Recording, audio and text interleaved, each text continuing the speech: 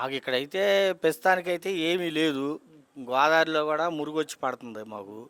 ఎక్కడి నుంచి వస్తుంది చేలు రైతుల్లో చేలలోంచి చేలు కూడా ఆగమవుతున్నాయి. పంటలు పాడవుతున్నాయి. ఆ మురుగంతా మా గోదావరికి పెడుతున్నారు. అటు నుంచి వస్తున్నాయి సిరావూరు మీదుగా. తాడేపల్లి ఏరియా నుంచి వస్తుంది.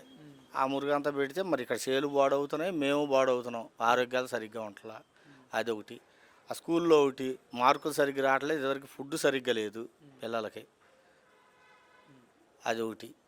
మా గ్రామంలో కూడా ఆ చెత్త అట్టాగే ఉంటుంది. మాకెళ్ళే రావట్లేదు అసలు. ఈ లోకేష్ గారి దృష్టికి తీసుకెళ్లారా? ఎవరు దృష్టికి తీసుకెళ్తాక ఇక్కడ ఎవరు ఉన్నారండి సరే అని చెప్పేవాళ్ళు లేరు.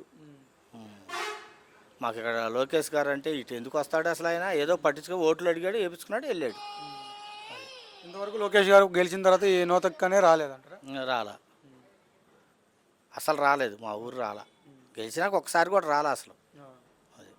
ఇప్పుడు ఎలా ఉంది పరిపాలన అనేది? అంత బాగలేదు.